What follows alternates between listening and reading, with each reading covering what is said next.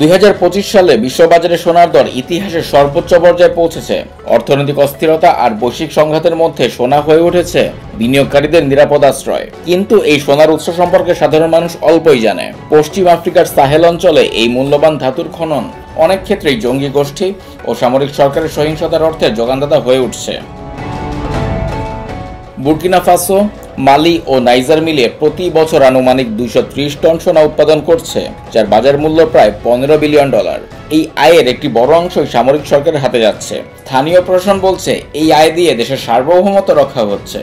তবে বিশেষজ্ঞরা মনে করেন এই সোনার টাকা মূলত জঙ্গি বিরোধী অভিযানে ব্যয় হচ্ছে, আর এর সিংহভাগই জনগণের কাছে পৌঁছাচ্ছে না। মালির সামরিক শাসক জেনারেল আসিমি গোইদা সম্প্রতি একটি সোনা শোধনাগারের ভিত্তিপ্রস্তর স্থাপন করেছেন। রাশিয়ার ইয়াদ্রান গ্রুপের অংশীদারত্ব আছে সেখানে। বুর্কিনা ফাসো প্রথমবারের মতো সোনা শোধনাগার তৈরি করছে। বিদেশি কোম্পানির স্থানীয় কার্যক্রমে 15% অংশীদারত্ব রাষ্ট্রীয়ভাবে নেওয়া বাধ্যতামূলক করেছে দেশটি।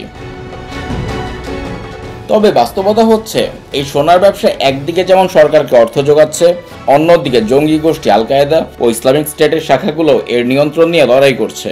সাম্প্রতিক তথ্য অনুযায়ী সাহেলে সোনার ছোট ছোট খনিগুলো থেকে আসা সোনার প্রধানত সংযুক্ত আরব আমিরাতে রফতানি হচ্ছে। সেখান থেকে এটি ছড়িয়ে পড়ছে বিশ্ববাজারে। তবে এসব সোনার কোনো উৎস নির্ধারণী সনদপত্র থাকে না। চ্যাথাম হাউসের গবেষক অ্যালেক্স ভাইন্স বলেন, এই সোনার বড় অংশই যুদ্ধবাজদের হাতে যাচ্ছে, আর সাহেলের সাধারণ মানুষরা হচ্ছে শোষিত। তার মতে এই ব্লাড গোল্ড বা রক্ত সোনা আফ্রিকার নতুন প্রধান সংঘাতের জ্বালানি হয়ে উঠেছে। মানবাধিকার সংগঠনগুলোর অভিযোগ, মালি ও বুর্কিনা ফাসো সেনাবাহিনী এবং রুশ ভাগনার গ্রুপ সাধারণ মানুষের উপর বর্বর নির্যাতন চালাচ্ছে। অবৈধ খনিগুলো শ্রমিকেরা ঝুঁকিপূর্ণ পরিবেশে কাজ করে।